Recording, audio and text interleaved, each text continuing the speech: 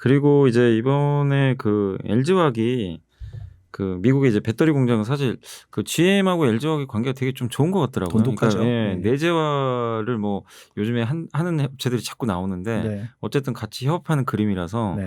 LG화학 입장에서도 되게 좀 좋은 그림들이 나오고 있는데 음. GM 쪽은 어떤가요? 좀 이쪽 GM은 사실 이제 우리 한국 사람들은 좀 무시하는 경향이 좀 있긴 있는데 그렇죠. 예.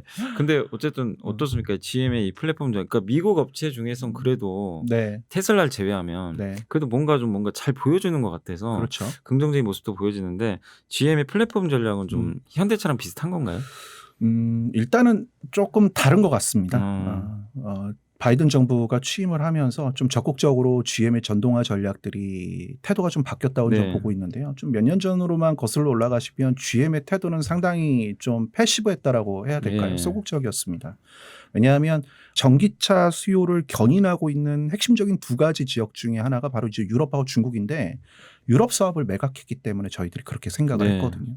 그 이후로 이제 그 볼트 전기차 출시 이후 뭐 음. 별다른 얘기들이 없었기 때문에 이 GM은 점점 이 전기차 시대에서 멀어져 가는 것처럼 네. 느꼈습니다. 그런데 이 바이든 취임 이후 전기차에 대한 전략들을 강화하는 과정 속에서 이 얼티엄 플랫폼이라고 하는 새로운 이제 전략들을 음. 강조하기 네. 시작을 했고요. 좀 판매 포트폴리오 상의 약점, 그러니까는 유럽 시장을 이제 더 이상 갖고 있지 않다라는 이 약점들을 극복하기 위해 자기네들이 주력하고 있는 이제 미국 시장과 그다음에 나름 점유율을 이제 1, 2위를 다투고 있는 이제 중국 시장 안에서 어떻게 이 전기차 전략을 끌고 갈 건지에 대한 고민들이 연초 CES 2022를 통해서 일부 저희들이 공유가 됐다고 생각을 하고 있습니다. 대표적인 게 이제 브라이트 드랍이라고 하는 이제 사업을 이 CES 2021 그 메리바라 CEO가 기조 연설을 한 네. 핵심적인 두 가지 내용 중 하나로 언급을 했는데요. 바로 미국의 상용차 PBB 시장을 음. 대응하겠다라는 얘기들을 한 거죠. 즉 승용차 시장에서 전기차 수요를 확보하는 데에 아직까지는 좀 한계가 음. 있으니 나름 이제 성장성이 높고 상용차에 배터리가 또 많이 들어가게 되기 네. 때문에 또 나름 또 플랫폼을 적용시켰을 때의 규모의 경제 효과를 또 극대화시킬 수 있을 부분들이 좀 있습니다. 그리고 이 연계해서 뭐 마이크로 PBB 같은 배송 로봇이라든가 이런 데 네. 안에도 다 배터리 팩 표준화된 배터리 팩들이 들어가면서 규모의 경제를 한 번 더 극대화시킬 수 있거든요. 이런 PBB 사업들을 언급함으로써 예전처럼 제조 판매만 하는 음. 업체에서 서비스까지 하는 업체로 사업의 영역들을 확대했고요. 그런 부분들이 실제로 이제 투자자들이라든지 업계 종사자들에게 좋은 평가를 음. 받고 있는 상황이라고 저희들은 생각하고 있습니다. 네. 그러니까 그 기아도 얼마 전에 그때 IR에서 PBV 네, 얘기하는 거 이게 맞습니다. 같은 건가요? 같은 네. 개념 그 보면 되나요? 같은 개념이라고 보시면 되고요. 네. GM이 이 브라이트 드랍에서 타겟한 주된 고객이 이제 그 주된 파트너사인 이제 페덱스와 같은 네. LSP 로지스틱 서비스 프로바이더라고 해서 이커머스 시장이 성장하다 보니까 네 맞아요. 배송 배송. 예 서비스하는 맞아요. 업체들 많지 않습니까? 이렇게 배송 서비스를 제공해 주는 업체들을 주된 타겟으로 이 그들이 원하는 형태의 디자인 차량들을 공급해 주겠다라는 이제 음. 연계 서비스까지 발표를 한 게 예. 브라이트 드랍이었다고 하면 기아차 PBB에서 이제 전략성 언급을 한 세 가지의 고객 타겟군이 있는데 하나는 기존 고객들이죠. 리테일 네. 고객들, 캠핑하고 차박하는 고객들에게 원하는 디자인의 차량을 음. 공급해 주겠다. 두 번째는 페덱스와 같은 로지스틱 서비스 프로바이더를 타겟으로 뭐 쿠팡 같은 이런 이커머스 시장의 성장에 편승하겠다는 얘기를 했고 마지막으로 언급을 한 업체가 카카오 모빌리티나 우버, 리프트 네. 같은 이런 모빌리티 서비스 프로바이더 MSP 업체들에게 원하는 형태의 차량의 디자인을 PBB로 음. 제공하겠다라고 언급을 했습니다. 네. 그래서 GM이 CES 2021에서 발표했었던 것과 한 달도 안 되는 시차를 두고 이 CEO 인베스터 데이 기아에서 네. 했는데요. 맞아요. 상당히 구체적으로 언급했다라는 거에 저도 좀 많이 놀랐었습니다. 네. 그러니까 이 PBV가 이게 어쨌든 이제 목적 기반으로 하는 거잖아요. 그러니까 네, 맞습니다. B2B라고 해야 되겠죠. 그러니까 어떻게 보면 음, 약간 소비자보다는 GM의 전략 정확하게 말씀을 드리면은요. 예. B2B2C라는 개념을 B2B2C. 씁니다. 예. 무슨 말이냐면 완성차 업체가 이런 서비스 프로바이딩 하는 예. 업체들, 그러니까 예. 물류나 모빌리티 서비스 프로바이딩 하는 업체들에게 차량을 공급하면 이게 B2B죠. 네. 이 B에서 C로 서비스를 제공해 줍니다. 음. 예. 그러니까 네. 이커머스 업체한테 물류 서비스를 제공해 주고 예. 혹은 개인 고객들한테 모빌리티 서비스를 제공해 주기 때문에 네. B2B2C라고 하는 개념으로 최근에는 좀 표현하고 있습니다. 이게 어쨌든 되게 좀 복잡하긴 하지만 네. 결론적으로 이제 어쨌든 형태가 좀 바뀌는 거네요. 그러니까 이 시장이 좀 열릴 것 같은데 제가 생각해 보니까 아까도 이제 말씀하신 대로 내연기관에서는 하기가 좀 어려운 사업인 것 맞습니다. 같아요. 예, 예. 그러니까 이게 전기차니까 네. 어쨌든 전기차는 사실 부품 수도 좋고 하잖아요. 그리고 네. 아까 말씀하신 대로 스케이트보드 형태니까 외관의 자유도 예. 가져올 수 있죠. 그래서 이게 어쨌든 새로운 시장이 또 열리는 것 같아서 기아차 중심으로 좀 한번 좀 계속 관심 있게 좀 지켜봐야 될 것 같고요. 네. 폭스바겐, 도요타, 르노, 닛산 같은 이제 회사들도 어쨌든 이제 각각의 전략들이 플랫폼 전략들이 있을 텐데 어느 업체 전략이 그래도 좀 그러니까 GM과 현대차를 제외했을 때 네. 어떤 업체들이 그래도 연구원님 보시기에는 가장 좀 현실적이라고 좀 보고 계시나요? 폭스바겐이죠. 폭스바겐이요? 르노 닛산 같은 경우는 둘 간의 유대 관계도 좀 많이 좀 흐려지고 예. 있고요. 이제 곤 회장님 그죠. 구속되고 난 이후로 둘 간의 관계도 좀 이렇게 소원해지고 예. 있고, 그다음에 두 업체의 사세도 좀 많이 기울고 있는 예. 상황입니다. 두 업체가 주력하고 있는 시장이 미국하고 유럽 시장이다 보니까 아무래도 코비드 19 이후로 조금 유동성이라든지 미래 전략에 대해서 소극적으로 대하고 있는 모습들이 있어서 저희가 아까 언급 드렸었던 볼륨 5대장 중에서는 네네. 좀 견제 대상에서 좀 벌어지고 있지 벌어지고 않을까라고 있다. 저는 생각하고 있고요. 이제 폭스바겐 같은 경우는 상당히 강도 높게 추진했던 업체죠. 왜냐하면 자기가 믿었었던 도끼에 발등을 찍혀버릴 네, 거 아니겠습니까? 맞습니다. 그러니까 클린 디젤, 그러니까 나름 이런 연비 개선의 네. 뭐랄까 새로운 대안이라고 믿었었던 이 디젤 기술들로부터 배신을 당했던 이제 폭스바겐은 언발에 오줌 누는 마음으로 전기차 전략을 아주 적극적으로 취할 네. 수밖에 없었고, 이 일을 이제 저질러 놨으니까 또 나름 이거를 또 수습해야 되지 않겠습니까? 그죠, 그죠. 1000만 대가 넘는 차량 중에 20%를 전기차를 만들겠다고 했으니 갑자기 배터리 수급은 어떻게 할 것이며 이 맞아요. 니켈과 이런 광산을 사기 시작을 했습니다. 그렇게 하고 난 이후에는요. 그래 우리가 이 차량을 규제를 대응하기 위해서 만들었었지 라고만 생각을 하다가 아니야. 이왕에 찍기 시작한 거 좀 더 찍고 더 싸게 더 많이 네. 찍고 그것 가지고 사업을 좀 해볼까라는 게 지난 파워데이 때 얘기였습니다. 판매 목표치를 높였고요. 높이기 위해서는 싸게 팔아야 되는데 싸게 팔기 위해서 테슬라처럼 배터리 가격 낮추겠다고 했고요. 어떻게 낮출지에 대해서는 공정의 혁신이라든가 나름 원가 절감을 위한 다양한 전략들 얘기를 했고요. 그럼 더 팔아서 뭘 할 거냐라고 그랬더니 그 차량에 있는 배터리들을 가지고서 스토리지로 활용하는 사업을 하겠다고 했습니다. 그러니까 이것들을 모아서 전기가 부족한 곳에 배터리 전기차에 있는 전기들을 모아서 필요하면 팔고 쌀 때는 충전을 해놔서 또 저장하고 있다. 이런 사업들을 자회사인 엘리를 통해서 하겠다라고 밝혔던 게 지난 파워데이 때 가장 핵심이 됐던 내용들입니다. 앞서 이제 GM도 그렇고 폭스바겐도 그렇고 제조 판매의 이런 한계를 가진 기존의 사업들로 탈피를 하고 새로운 비즈니스 모델들을 이런 내놓는 업체들한테 투자자들이 최근에 좀 이게 많이 환호하고 있는 모습들을 좀 보이고 있고요. 폭스바겐의 이런 전략들에 대해서도 저는 상당히 좀 가시성이 높고 의미 있는 전략이라고 생각하고 있습니다. 그 아이오닉 5도 그런 기능이 있더라고요. V2L이라 그러나요? 네, 맞습니다. 그러니까 이제 안에 있는 배터리에서 이걸 끌어다가 다른 걸 충전을 하고 예를 들면 이제 뭐 소형 냉장고가 있으면 거기다 이제 부착을 해가지고 충전도 하고 막 그런 시스템인 것 같은데 그러니까 전기차가 참 이렇게 보면 활용할 게 정말 무궁무진한 것 같아요. 기존의 내연기관차에 비해서는 이 전기를 동력으로 하다 보니까 그런 것 같은데 근데 어쨌든 이제 그 스마트 충전도 좀 한번 말씀해 주신 것 같긴 한데 이게 그 스마트 충전 분야에서 여기서 좀 어쨌든 우리가 좀 파생할 수 있는 좀 새로운 어떤 좀 비즈니스 모델들을 좀 생각해 보신 게 좀 있으신 건가요? 네, 뭐 스마트 충전과 관련돼서 생각해 볼 수 있는 사업 모델들은 상당히 무궁무진하죠. 저희들이 투자자분들께 제가 이제 자주 미팅을 하면 듣는 질문이 유럽의 전기차 2025년에는 몇 대 팔 것 같아라는 질문들 상당히 많이 여쭤보세요. 왜냐하면 뭐 배터리 업체도 사셨을 거고 자동차 업체도 사셨을 텐데 이게 몇 대 파는지 몇 대 생산하는지가 상당히 좀 중요한 이슈겠죠. 근데 이미 유럽 안에서는요 이러한 것들에 대한 고민은 이제 더 이상 하지 않습니다. 뭘 고민하냐면 2025년까지는 엄청나게 전기차가 팔릴 텐데 이거를 그냥 단순하게 이동수단으로 치부를 할 것이냐 아니면 이걸 가지고서 뭔가 써먹을 수 있는 데가 있을 것이냐라는 고민들인 거죠. 대표적으로 전기차 수요가 엄청나게 늘어나면 전기 수요가 일시적으로 폭발적으로 늘어나게 될 거기 때문에 갑자기 발전소를 지어야 됩니다.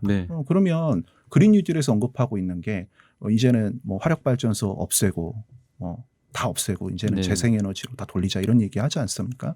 그러니까 갑자기 원자력 발전소라든가 화력 발전소를 급하게 또 지어야 되는 상황들에 봉착할 수도 있게 된다는 거죠. 그래서 연구 결과를 좀 찾아봤더니 연구 보고서를 찾아봤더니 2025년까지 유럽에 깔리게 될 전기차의 이 배터리 용량을 다 합쳐보면 얼마만큼의 유럽에서의 전기를 대체할 수 있을 것이냐와 관련된 연구 결과들 보고서들이 나오고 있습니다.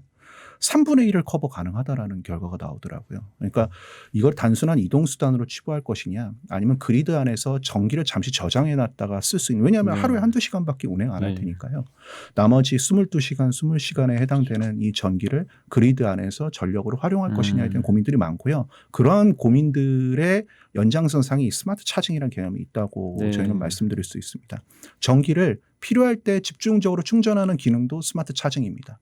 소비자 입장에서는 전기값이 쌀 때 집중적으로 충전할 수 있으니 코스트를 절약해 주는 이슈 중에 하나일 수도 있겠죠. 근데 이런 것들이 앞서 언급 주셨던 것처럼 V2L하고 연계를 하게 되면 전기를 밖으로 흘려보낼 수도 있습니다. 그러면 집이나 건물에서 비상전원으로 활용을 할 수도 있고요. 그럼 전기 가격도 세이브 될 수 있고요. 건물 같은 경우도 한낮에 전기값이 비싸다. 우리나라는 뭐 그렇진 않습니다만 미국이나 유럽 같은 데는 전기 수요가 많을 땐 비쌉니다. 그렇게 되면 전기차에서 전기를 끌어다 쓰는 조건으로 주차비를 정산해 주는 뭐 이런 사업들도 생각을 해볼 수가 있겠고요. 이게 궁극적으로는 뭐 테슬라가 계속 얘기를 했었던 VPP 사업하고도 연결을 해볼 수가 있는데, 테슬라에 있는 모든 전기차의 배터리들을 모아서 하나의 가상 발전소처럼 작동하게끔 그리드 안에서 하게 됩니다. 그러면 전기값이 비싸다. 그럼 배터리 전기차에 있는 배터리를 가지고 막 그리드에 팝니다. 그러면 팔면 엄청난 이익이 생기겠죠. 그리고 전기값이 싼 심야 때 엄청나게 충전을 해놓습니다. 싸게 충전을 하겠죠. 소위 말해서 차익 거래가 일어나게 됩니다. 그럼 그 차익 거래에 대한 일정 부분은 테슬라가 제가 해줬으니까 저한테 주세요. 수령을 하고 나머지를 이제 고객들에게 주게 되면, 예전에는 테슬라가 섹시한 차, 너무 사고 싶은 차가 아니라 내가 이거 갖고 있으면 돈도 벌게 해주는 차가 되는 거죠. 그렇게 전개될 수 있는 내용들이 이 스마트 차징을 통해서 다 이루어지고 있다라고 보시면 될 것 같습니다. 왠지 자꾸 유튜브 같은데요. 유튜브 수익 구조지. 예, 서로 윈윈하는. 정확합니다. 왜냐하면 지금 저희가 이제 플랫폼이라는 개념이 사실 여기서 등장을 하게 되는데, 플랫폼이라는 건 생태계를 만들어주고 그 생태계를 물꼬를 터준 사람이 중간에서 거래 차익을 가져가는 구조거든요. 이거를 갖다 팔고 싶어하는 사람도 있을 거고 이걸 쓰고 싶은 사람도 있을 겁니다. 테슬라 차, 전기차가 어떻게 보면 전기를 사용하는 소비자일 수도 있겠지만 전기를 판매하는 공급자 역할을 해주는 거고요. 그것들을 네트워크로 묶어서 거래를 하게끔 해주기에 하는 업체가 결국에는 플랫폼 업체인데, 테슬라가 하고 싶어하는 사업 모델이 그거고 폭스바겐도 하고 싶어하는 사업이 바로 그거라는 거죠.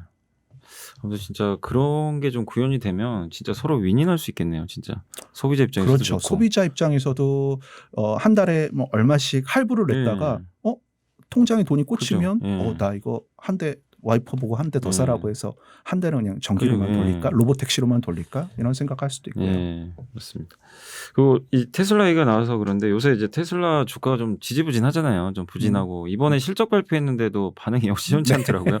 뭐 비트코인으로 수익 났다. 그렇죠. 뭐 그렇다고 하는데 어떻게 보세요? 그래도 뭐 실적 뭐 테슬라도 반도체 얘기를 좀 꺼낸 것 같긴 한데, 그러니까 테슬라의 좀 앞으로의 그래도 좀 주가 전망하고 그 반도체 공급 부족 이슈에 대해서, 그러니까 지금 우리 현대차도 그때 IR 보니까 5월 정도에는 좀 약간 타격을 받을 수 있다라는 식으로도 좀 Q&A 뭐 그런 얘기 나오는데, 이거에 대해서 진짜 이게 5월로 끝나는 건지, 5월로 끝나면 사실 다행이잖아요. 그러면 어차피 하반기 회복되는 좀 어떻게 보고 계세요? 이 반도체 문제랑 테슬라의 좀 주가 좀 향후 흐름들 좀. 일단은 궁금하실 게 테슬라가 좀 더 크실 것 같으니까 이거는 나중에 얘기하고요. 반도체 이슈는요, 좀 점점 회복 시점이 지연된다라고 보고 있는 게 현재 컨센서스입니다. 그러니까 당초에 저희가 예상하기로는 작년 한 10월, 11월 달부터 이 공급사들로부터의 반도체 공급 차질들에 대한 이슈들이 이 업계 안에서 언급이 되기 시작을 했기 때문에 그 즈음부터는 캐펙스 투자들을 통해 라인들을 배분하기 위한 과정들이 진행됐을 거라고 저희는 추정을 하고 있고요. 이런 것들은 완성차 업체들과 협의들 아마 하고 있었을 거라고 생각이 됩니다.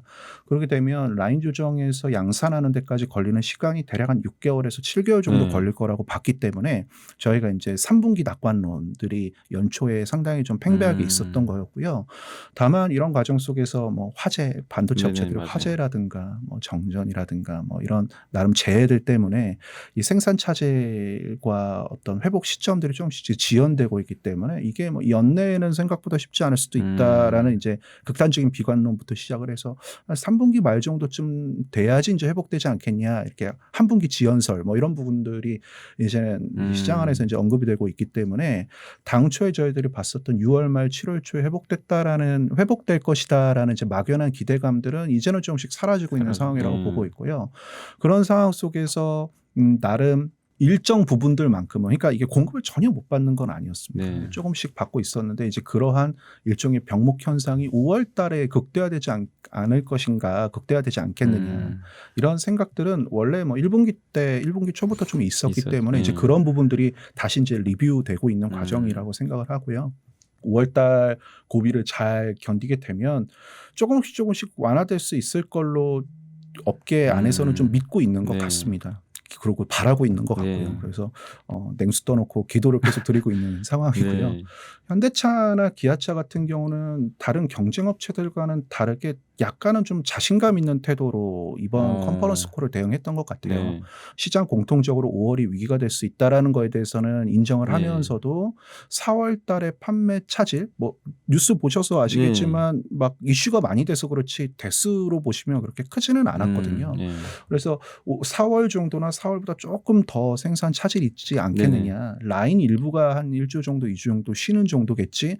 공장이 대대적으로 문 닫는 그러니까 다른 경쟁업체들처럼 공장문을 막 보름 닫는다고 그러놓고 한 달 닫고 두 달 닫고 이런 일들은 아마 없을 거다라고 얘기를 하고 있고 기아차 컨퍼런스 콜에서도 인상적인 언급들을 했었던 게 사업 계획이 75만 대인데 그건 달성할 수 있을 것 같다라는 얘기를 했습니다. 그래서 연말 연초 때 10월 달에 작년 10월 달에 포착했었던 반도체 수급 차질 하에 세워놨던 사업 계획 정도는 그래도 2분기 땐 달성하지 않겠느냐라는 게 이제 한국의 자동차 업체들의 피드백이기 때문에 그 말이 이제 사실인지를 좀 확인은 하고 싶겠죠. 확인을 하는 과정 속에 주가는 뭐 기간 조정을 좀 받겠지만 이런 것들은 이제 확인되는 뭐 6월 초에 5월 실적이 나오니까요. 뭐 6월 초라든가 혹은 뭐 6월 지나서 이제 곧 실적 발표니까 그 사이 안에 이제 회사 쪽에 커뮤니케이션 됐던 내용들의 톤이 어떻게 변하는지에 따라서 주가가 이제 다시 반등을 할 것인지 아닐지가 좀 이제 결정되지 않을까 싶습니다. 그리고 테슬라는요. 테슬라는 저는 이게 뭐 애널리스트들이 하는 얘기 중에 이제 가장 듣기 싫은 얘기가 장기적으로 좋다라는 말이거든요. 근데 그 싫은 말씀을 좀 드리고 싶은데 장기적으로 저는 좋게 봅니다. 왜냐하면 테슬라의 밸류에이션은 전기차 판매 대수로 설명하고 있는 밸류에이션이 아닙니다. 그러니까 앞서 말씀드렸었던 에너지 플랫폼 비즈니스라든지 혹은 로보택시와 같은 자율주행 기반의 고독 서비스까지 이런 여러 가지 사업 영역들에 대해서 투자자들이 가치를 인정해 주기 때문에 이러한 밸류에이션이 형성이 돼 있는 거고요. 당연히 뭐 실적의 변동이 생기거나 혹은 회사의 센티에 영향을 줄 만한 민감한 이슈들이 나오게 될 때 이런 밸류에이션이 흔들리는 구간들은 언제나 항상 나오기 마련이라고 생각합니다. 이번 폭스바겐의 파워데이에서도 테슬라의 전략에 동참하겠다라는 얘기를 간접적으로 밝힌 거나 상관없다라고 저는 진배 없다라고 생각을 하고 있거든요. 때문에 그동안 이제 테슬라가 밀어붙였었던 이러한 전략들이 이제 나 혼자만의 싸움이 아니라 이제 대장이라고 믿었었던 이제 폭스바겐 형님까지도 내 뒤에 따라붙어서 뒤에서 밀어주는 형태의 이런 비즈니스 모델들로 가고 있다라는 부분들을 저희가 고려해 본다면 저희는 테슬라가 계속해서 밸류에이션의 상단을 열어주는 역할을 하지 않을까. 이 자동차 섹터 안에서는 그렇게 저희들은 생각하고 보고 있습니다. 네. 아무튼 뭔가 좀 애플의 향기가 자꾸 나는 것 같아요. 옛날에 스마트폰에. 사실 대수로 봐도 뭐 삼성이 더 훨씬 더 압도적이었는데도 근데 애플의 그 플랫폼 가치를 부여받은 거잖아요, 사실. 맞습니다. 그러니까 테슬라도 말씀하신 대로 그런 논리라면 당연히 고밸류에이션 받는 것도 좀 타당하다는 좀 의미로 받아들이시면 좋겠고 마지막으로 어쨌든 근데 최근에 워낙 현대차나 기아 또 아니면 모비스라든가 이런 뭐 현대회 같은 이제 현대차 그룹 계열사들이 주가 좀 상대적으로 좀 지수는 좋은데도 부진하잖아요. 그래서 많은 분들이 걱정들을 많이 하시는 것 같긴 하더라고요. 그래서 좀 그 용고님께서는 어떻게 보세요? 그러니까 지금 이렇게 좀 오히려 흔들릴 때 그러니까 장기적인 관점에서 말씀해 주시면 좋을 것 같아요. 어차피 단기는 반도체 때문에 빠지는 걸 좀 얘기해 주셨으니까 큰 흐름으로 보면 지금 어쨌든 지금 이렇게 좀 소외받고 있을 때 사야 된다. 아니다. 좀 더 확인을 해볼 필요는 있다. 이런 의견이신지 한번 좀 의견 한번 말씀해 주시면 좋겠습니다. 일단 이제 주가는 저보다 훨씬 더 잘 보실 테니까 저희가 이제 적정한 주가를 저희가 말씀드릴 때는 저희가 두 가지를 말씀드립니다. 하나는 이익을 얼마나 내고 있는지를 가지고 말씀드리고요. 하나는 얼마만큼의 기대 가치를 갖고 있는지 두 가지, 미래 가치나 기대 가치 두 가지를 부여합니다. 저희는 이것을 하나는 이제 실적이라고 표현을 하고요. 하나를 저희가 이제 밸류에이션이라고 표현을 합니다. 지금 실적은 너무나 탄탄하다라는 건 아마 이번 1분기 실적 통해서 확인을 하셨을 거예요. 그래서 아마 이 주가의 부진한 이유는 아마 이제 기대 가치가 많이 눌려 있기 때문이라고 저는 생각을 하고 있고요. 이러한 기대 가치가 왜 눌렸는지를 아마 지금 너무나 잘 지적을 해주셨던 게 바로 이제 반도체 이슈 때문이라고 봅니다. 저희가 그러면 이러한 그 밸류에이션을 가지고 놓고 봤을 때 현대차는 항상 특정한 이제 밴드 안에서 왔다리 갔다리 했었던 경험들이 있고요. 이러한 나름 시장 안에서의 이런 불리한 조건들, 나쁜 이슈들을 충분히 반영하고 있는지 이 밸류에이션 밴드 하단에 지금 머물러 있는 상황입니다. 그러면 어떤 일이 일어나느냐? 나쁜 뉴스에는 좀 덜 민감하게 주가가 반응하고요. 왜냐하면 바닥이 단단하니까요. 그리고 긍정적인 뉴스가 나오면 빠르게 튀어 올라가게 됩니다. 지금 완성차 업체들 아까 언급드렸던 폭스바겐이나 GM 같이 미래 전략에 대해서 강도 높게 언급하고 있는 업체들은 밸류에이션이 크게 상향되면서 주가들이 올랐고요. 현대차나 기아차도 사실 이제 연초 이 애플카 이슈 때문에 주가가 좀 먼저 선반영되고 많이 반영됐던 탓이지 실제로는 극도의 저평가 상태에 있다가 이제 그 부분들 정도만 해소된 주가 레벨에 와 있다라고 저는 평가를 하고 있습니다. 그 중간에 죄송한데 그것만 좀 말씀해 주시면 좋을 것 같아요. 그러니까 지금 현대차 밸류에이션하고 폭스바겐하고 어때요? 폭스바겐이 훨씬 높은 건가요? 지금 폭스바겐 밸류에이션하고 현대차 밸류에이션하고 비교를 해보면 현대차가 예전에는 엄청 쌌었다라고 느꼈는데 그 정도까지는 아닙니다. 그 정도는 아닙니다만 지금 폭스바겐하고 도요타랑 저희들이 비교를 할 게 아니라 시장하고의 밸류에이션하고도 비교를 해야 되고요. 그다음에 업체들 중에 차별화가 된 회사들과 그렇지 않은 회사들, 그러니까 내연기관 전략에만 머물러 있는 회사들과 그렇지 않은 회사들의 밸류에이션 격차가 벌어지고 있거든요. 그 과정 속에 현대차가 들어갈 수 있는지를 저희가 봐야 되는데 현대차는 저희는 뭐 지금까지 설명드렸던 거에 따르면 저희는 들어간다라고 저희는 생각을 하고 있는 거고요. 그렇게 되면 이들 업체들은 어떻게 보면 계속해서 시장의 밸류에이션 할인폭을 축소해 나가거나 프리미엄을 받는 방향으로 주가가 계속해서 움직이는 모습들을 띠지 않을까라고 생각을 하고 있습니다. 그래서 좋게 보시는 거죠? 좋게 봅니다. 네, 알겠습니다. 그러니까 그러니까 제일 오늘 제가 어쨌든 인사이트 얻었던 것 중에 하나는 밸류에이션 하단이라는 거. 그 점이 좀 알겠습니다. 이제 많은 분들이 아마 이해하셨을 것 같아요. 아무튼 오늘 이제 저는 정문수 이 애널리스트분을 오늘 좀 처음 뵀는데 사실은 방송에도 원래 좀 잘 안 나오시잖아요, 그죠? 제가 이제 거의 안 나오시더라고요. 외모가 좀 이제 아쉽다 보니까 이게 외모가 중요한 게 아니고 이제 말씀을 너무 잘하시는 것 같아요. 그리고 제가 이런 말씀 드리는 좀 그렇죠. 노은찬 센터장님보다 훨씬 쉽게 또 설명해 주셔서 많은 분들이 아마 좋아하실 것 같습니다. 도움이 많이 되셨으면 좋겠습니다. 오늘 어쨌든 좋은 말씀 감사드리고 또 다음에 또 방송에서 좀 자주 뵀으면 좋겠습니다. 언제든지 불러주십시오. 그 M트렌드 오늘 이제 모빌리티 또 현대차 뭐 또 아니면 도요다 이런 기업들의 한번 전략에 대해서 알아봤고요. 다음 이 시간에도 또 다른 주제로 좀 찾아올 테니까 구독, 좋아요, 알람 설정도 좀 부탁드리겠습니다. 감사합니다.